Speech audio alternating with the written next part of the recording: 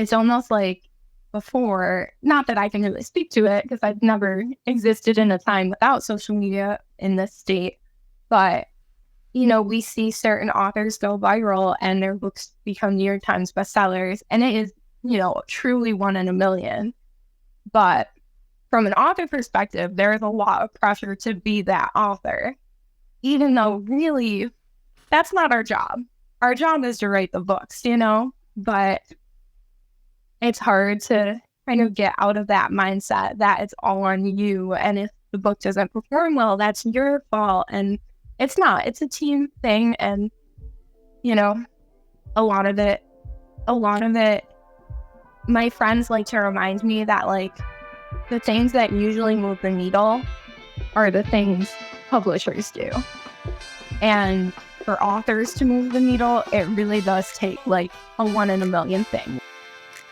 Hello and welcome to All the Above. I'm James Brown. Thanks for listening. You can check out my work at jamesbrowntv.substack.com, or you can find me anywhere online at James Brown TV. That's Instagram. That's the artist formerly known as Twitter. That's Facebook, and just about anything you can think of. This is part 2 of a conversation I had with Mackenzie Reed. She just published her first book that's out on Halloween. It's called The Rosewood Hunt. It's a YA novel. In this part of the conversation, we went deep on what it takes to publish a book today. I had a blast talking to Mackenzie, and I think you'll enjoy it too. And now, part 2 of my conversation with Mackenzie Reed. How do you support yourself?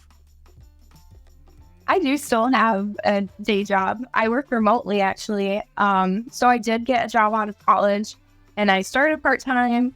And again, so that was really helpful to get to write. I also worked at Starbucks during the pandemic in a Target. So I got a lot of, and I worked with a girl who was 17 there. And that was really helpful too, because then I was literally with a young adult reader. And we got to talk about books all the time. So that was really fantastic. And now, like I said, I work remotely for a company based out of California. And I do editing with them, which is nice because I think if I was doing writing, I would get a little bit burnt out between the two. But I feel like they're just different enough where I'm okay most days. Yeah, I tend to concur with you. I like my first job out of school was doing TV news writing, and I was behind the scenes as a producer, and it made writing at home basically impossible. And all that news writing stuff just seeped right into it, and so I think you should definitely keep those worlds separate. Yeah, I definitely try. And even I see it on the days when I do have to do a little more writing with work. And work is more real estate focused, which is nice, totally different. But, it's almost just a brain thing. You can't keep dishing out the same. My 2 brain cells can't keep going forever. They need a break from all the words sometimes. It may seem like a detour, but you said it, and it's so interesting. Help me understand. Paint a picture for me. What's it like working at Starbucks during a pandemic?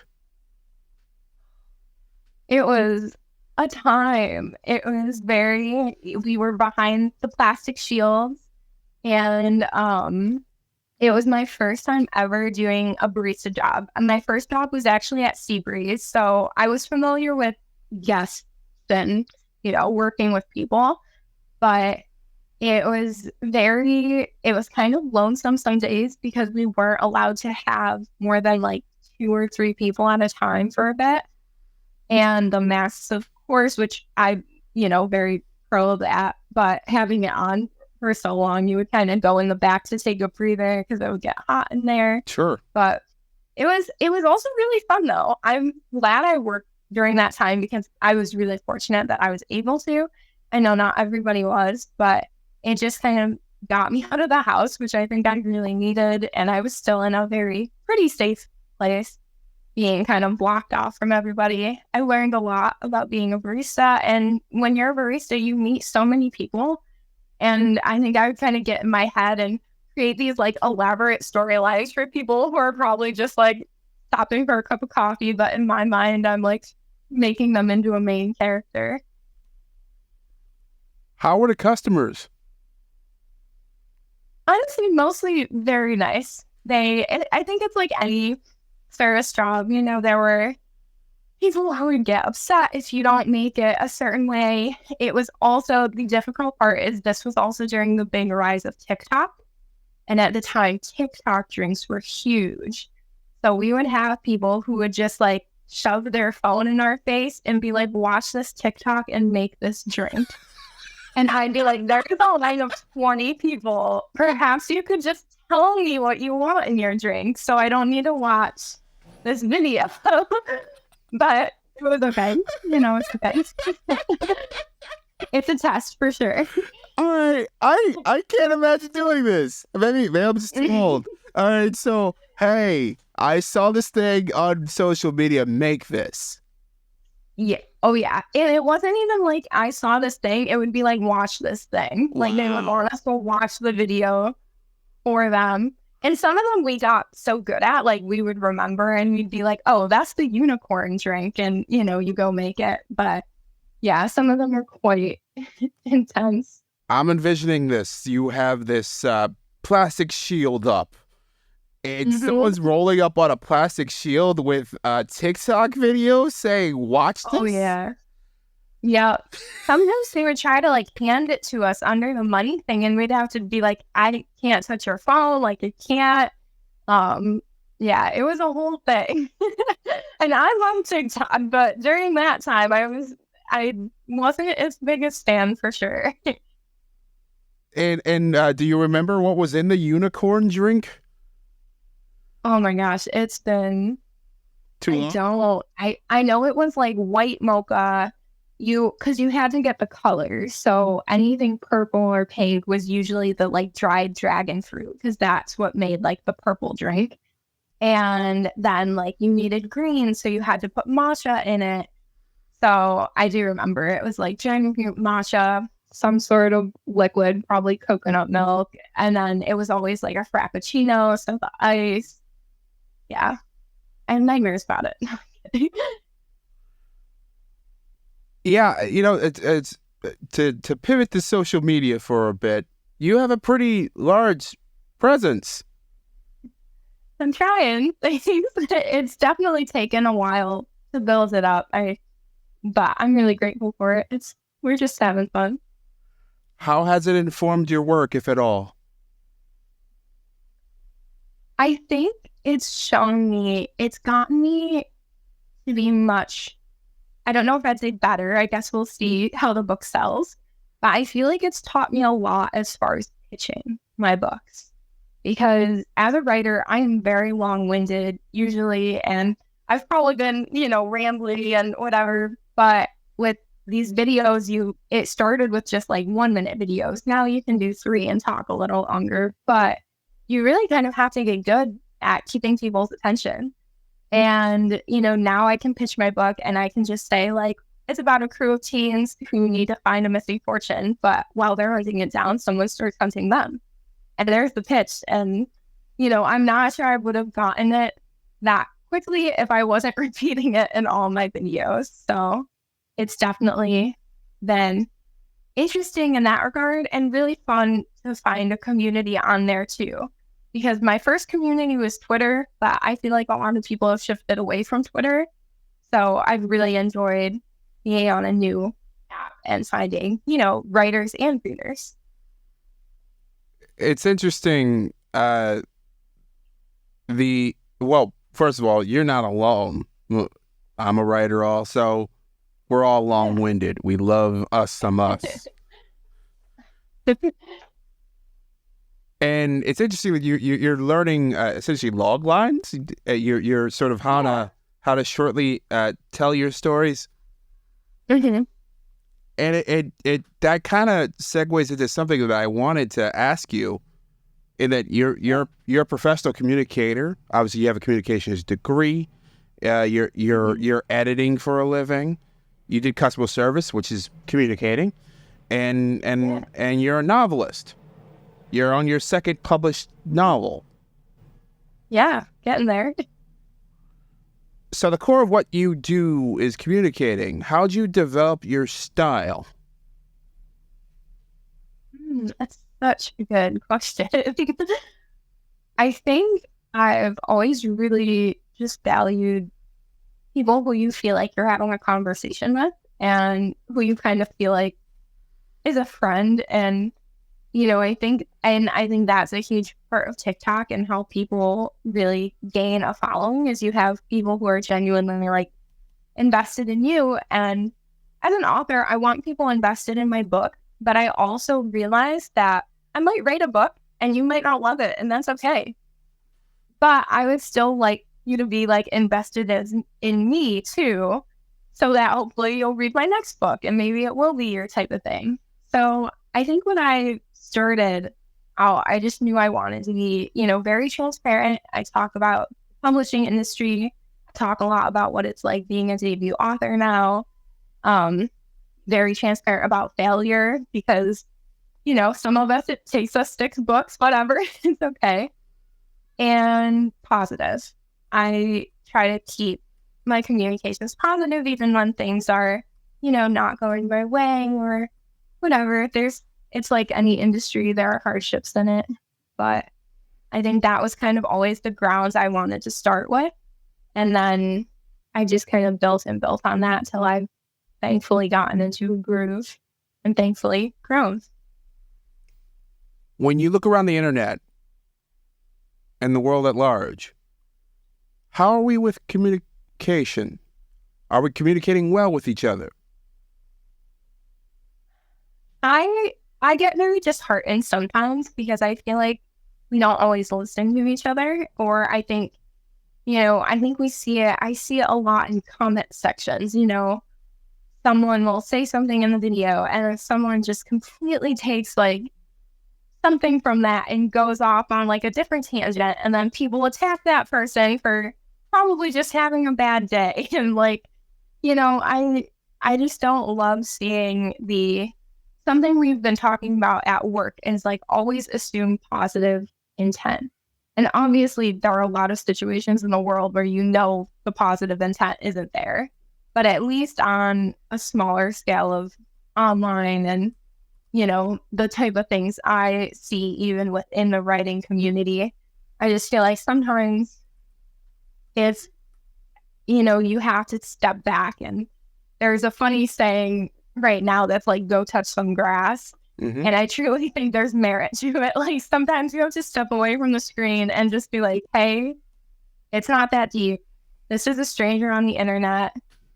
And maybe they're having a bad day. Maybe I'm having a bad day. And maybe if I just disconnect, it'll kind of let it fizzle.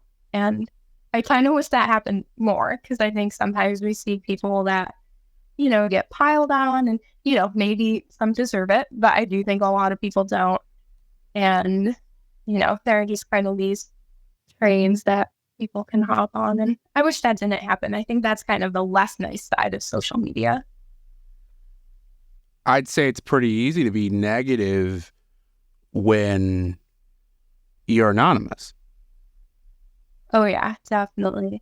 And when you think they can't see you, like I am so shocked at authors, we're not supposed to read our reviews or respond to reviews. And I very much appreciate that like reviews are for readers. But also, you'd be surprised at how many people will like tag you in a negative review, or, it's almost like they want you to see it. And it's like, I don't know if you just think, that I'm like not a real person, or if you think, again, because your avatar isn't a profile picture, it's just a random picture that you can be like this and be a little bit negative. But yes. Big yes to that. We've talked a lot about rejections and failure in different ways over this hour. Mm-hmm. What's your advice to those who are going through it? How'd you get through it? I always like to say, be a little bit delusional, which just means I think I just always used to look at publishing and honestly kind of any dream as like someone else is doing this. You know, why shouldn't I be able to too? And of course there are lots of reasons why. And, you know, a lot of things you don't see behind the scenes are like people bring certain privileges to the table, or, you know, it could literally be a sign of the times and times being different. Like I know right now people have been saying querying is a lot harder because agents have been especially inundated.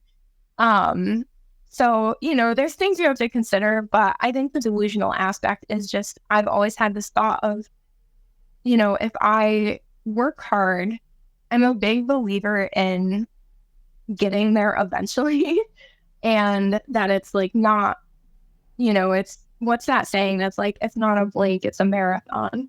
And I think publishing is 100% like that. I think that if you just keep writing books, like you will get there eventually.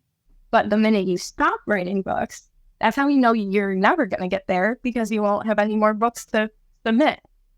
So even without books, whatever thing you're into, if you keep doing it, it's okay to take breaks. It's okay to take, you know, little mental health walks, days, weeks, months, whatever you need. But if it's something you really love, I think you should keep going at it, because I do think it will eventually happen. I believe in you. You should believe in yourself too. Oh. Well, you mentioned kind of the state of your industry, the fact that you know, there's agents are being inundated with potential authors. Does that put any additional pressure to sell books on you? Oh, yes. It's so fun. Yeah, definitely. And I think, you know, not to go back to social media, but I think social media does too, because it's almost like before, not that I can really speak to it because I've never existed in a time without social media in this state, but, you know, we see certain authors go viral and their books become New York Times bestsellers, and it is, you know, truly one in a million. But from an author perspective, there is a lot of pressure to be that author, even though really that's not our job. Our job is to write the books, you know, but it's hard to kind of get out of that mindset that it's all on you. And if the book doesn't perform well, that's your fault. And it's not, it's a team thing. And, you know, a lot of it, my friends like to remind me that like the things that usually move the needle are the things publishers do. And for authors to move the needle, it really does take like a one in a million thing. Like, you know, growing your TikTok presence and hitting the algorithm just right. And, you know, that type of thing, which I still do it because I have hope that even if I'm not getting viral video after viral video, I'm building a community. I've certainly had people tell me like, oh, we're so excited for your book, I'm pre-ordering. And to me, like, everyone counts. So it doesn't totally matter that it's not going viral for me. But, you know, some people I think measure success in the bigger scales. Do you, well, before I go there, let's talk about TikTok a bit more. And hitting that algorithm just right. It seems like, obviously, you're not from that previous era. Perhaps you've spoken with authors from that previous era. That seems like a bunch of additional pressure. I mean, you spoke about, you know, being sort of like doing your own marketing. I'm sure authors of a different time did as well. Is that sort of just baked into your day-to-day existence that, hey, I got to keep my social media up. I got to keep it popping. Because if I keep it popping, eventually I'm going to get a hit, and that hit could turn into money, and it could turn into books sold. Yeah, I think the first part is more true than the last. Okay. I don't so much keep it going because I think it's gonna, take off or anything. I'm not that delusional, but I can keep it going because I like the idea of a consistent presence. I think it does pay off, and maybe that's my, communications marketing background talking. But I think I do approach it from more of a business mindset where I know it's good to be active, but I also know I can be active and it's something I'm comfortable with. I think there are a lot of people who aren't comfortable with that and then they feel forced into it. And I think if you feel that way, it's not going to pay off because you're not enjoying it. I think people will be able to tell you're not enjoying it. And, I just think it'll be really hard for everyone. So I'm a big advocate of, being present on social media, but only if you want to and without expecting too big of a payoff. Because I think if you're constantly chasing, views or getting viral, you're going to get discouraged really quickly. And I do sometimes anyway. I say I don't chase it, but, of course you kind of do, especially if you get one video that does pretty well. You just kind of want to chase that high. But at the end of the day, I still just do it because I like it. And I like talking about my book. And I like the idea that I am kind of hand sell it. But, some people hate that idea. And that's totally okay. Because again, it's not supposed to be your job. What would it take for you to be a full-time author? I asked myself that question a lot, actually. I think I would need to, so they recommend that you have a few books lined up on contract. And right now I'm with, HarperCollins. I'm really enjoying my time there. I really like my editor. But this is my first book contract. So I kind of feel like I'd want to make sure, that I have more books in the pipeline before, and that they'd have, a decent advance that would rival a salary. What's hard about publishing, traditional publishing at least, you get paid very strangely. It's not like a salary check. It's in these chunks. The first one is amazing because that's your advance. Usually if your publisher works that way. Again, everything is different too. So it's very, dependent on publishers and imprints. But yeah, so I think it would take me a really long time to get used to not having a normal bi-weekly paycheck, because I personally really depend on that. And also being in the US, not having healthcare, that's a huge side of it as well. And I'm, not married or anything. So yeah, I think I'd have to have a healthcare source and also have several books in the pipeline and hopefully a track record that shows they can sell. So I'm not expecting anytime soon. That seems like a tough way to live, but being so close to your dream, but not quite there.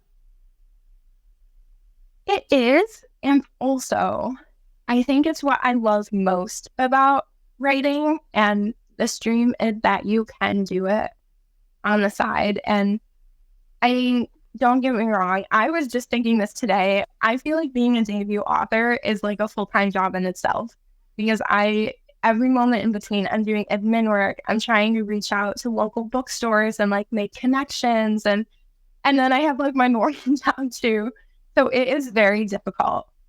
And I guess I should say, I'm really grateful that it is a job I can do in the early hours, on lunch, at night. It's not I have to go somewhere to do it. It's not you put a lot of money into it as far as time and maybe some resources, but it isn't I'm, usually actively paying, especially before you get to the debut stage. Because you should never pay an agent. If anyone's wondering, don't do that. They take commission. So it is difficult. But on other days, I wonder if I was a full-time writer, I feel like maybe I would like really freak out, especially if I was having like writer's block or if, sales were low or whatever. I'm a big safety net person. So I think a piece of me would always kind of want a job until I can't sustain both, or I'm doing a disservice to one or the other by trying to do both. You mentioned how authors are paid. Obviously, I don't want you to give up your own salary, but if you don't mind walking us through it, so there's a lump up front. Yeah. So, this is like so specific from publisher to publisher and even imprint to imprint. But in my experience, and most people I know with traditional publishing, usually you sign your deal and it's for X amount of money. And then the first chunk of that, which for me was half, I don't know if that's standard, that gets paid up front, which is great. But then the next chunk gets split up, sometimes into thirds, sometimes into fourths. Mine is kind of weird because it was for 2 books. So it technically got split into like fifths/sixths. And those then have certain deadlines. So it'll be like when you submit your book and it's like ready for copy edits, which means you've done like the legwork for big revisions and edits. That usually means you get to take a step back. So a lot of authors will get a payment at that point. I think, a lot of authors will sometimes get a payment like when their book finally comes out. And then I know some even like there are some contracts that say you don't get your last payment until like 6 months later after the book comes out. So a lot of times your, sum of money gets split up over 2, maybe even 3 years. Wow. Yeah. So that's why most of us have day jobs, at least for a while, until you have a good steady stream of books contracted. Wow.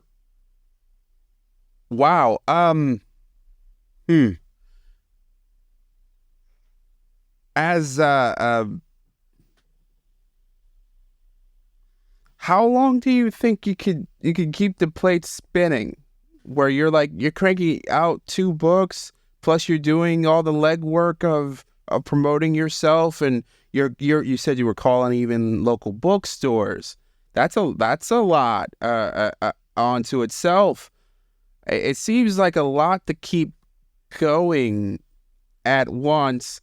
How long do you think you can grind through this? I'm not sure. I think there's a piece to me that's hopeful that like a lot of this is being a debut. Mm-hmm. And I do think a lot of it is to an extent because I'm making these connections for the first time. I'm also going through like all the debut emotions for the first time and kind of finding my way, figuring out where I'm going. And also, again, it's my first time working with a publisher. So it's understanding like, okay, they take care of these things. These things are more left to me, figuring out who does what. And I keep looking at like debut is kind of when I still want to kind of keep the heat on for the first, couple months because I think the book's out. So I should be promoting it while it's out. I think a common thing is people are so burnt out by the time their book comes out that then like as soon as it's out, they peel back. But I know that like, that's probably the time you should be doing everything too.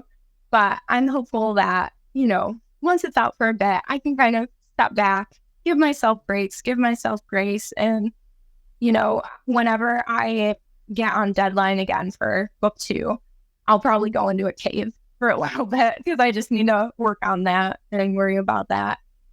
But, you kind of like a turtle, you just pop in and out and up and down, get a breath, go back under.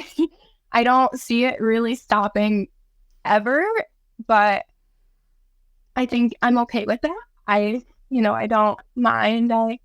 As long as I get some breaks here or there, I'm happy to keep plugging away on social media, keep writing books, keep talking to people. I really love things like this where I get to chat. So I'm okay to keep doing it for as long as I can. As Rochester residents would have noticed, there was a few different Rochester references so far. Bishop Kearney, Seabreeze, we're both from Rochester. What's your sense of the writing community in this area, or lack thereof? I think it's really fantastic. And it's actually something I want to be more involved with. I think, I've been so involved, like social media wise, and I have a lot of friends all over the world, really. But I'd love to get more grounded in the Rochester community. I know we have writers and books, which actually put on the first literary conference I ever went to back when I was in college. I think that is a fantastic resource to have in our back pocket. And as an author, I've been met with a lot of kindness. Another chapter bookstore is in Fairport, and they reached out to me on social media. And, same with Book Eater that just opened in the South Wedge. I think it's really cool to see how excited booksellers are to talk about books and to support local writers and local authors. And I think just the fact that we have such a strong indie presence, and again, have writers and books and some really great libraries, that to me is just a huge positive. And I think something I love so much about Rochester is it's a very supportive community. And, we see it with restaurant scenes and, small businesses. My mom is a small business owner, so I've kind of seen it my whole life. And I think, writing community-wise is just as strong. And I'm looking forward to getting more involved and continuing to meet bookstore owners and chat with other writers in the area. Well, Mackenzie Reed, this hour has flown by. It has. Any famous last words? I think just something in the Rosewood Hunt is a big theme of friendship and figuring out where you belong, even if it's not with people that you think you usually belong with. So I think whatever journey people are on, whether they want to be a writer or whatever, author, editor, wherever you are, I think, just keep your mind open and try and find your people, because having a community around you makes it much more bearable and fun. Well, Mackenzie Reed, thanks for joining us. Thank you for having me. I love talking to you. This was great. I love talking to you too. Remember, the Rosewood Hunt's out on Halloween from HarperCollins. Yes, and you can currently pre-order it, and I'll have a little pre-order campaign too with incentives. So feel free to keep an eye on my social media, which I'll be updating soon with that info. Before we go, give us your addresses. Yeah, I'm Mackenzie M. Reed all across the board. So Instagram, Twitter, Threads now, I guess, and TikTok, where I talk the most about publishing. So if you're interested in traditional publishing and want to know more, that's kind of where you can check out my debut diary series, where I talk a lot about each week of this process. I just passed a year of posting videos in that playlist. And the Rosewood Hunt is available on all major retailer websites, and you can actually get signed copies from the Dog-Eared Book, which is a small bookstore in Palmyra. So. Thanks for listening to all of the above. Let me know what you think wherever you're listening, and do me a favor, share it with a friend. You can follow my work at jamesbrowntv.substack.com. Paid subscribers get access to bonuses, including 10 the Hard Way, our members-only show. You can reach me at james@rochesteraccent.com or jamesbrowntv@gmail.com. You can also leave me a message at 585-484-0339. We might have you on the show. I'm James Brown, and as always, be well.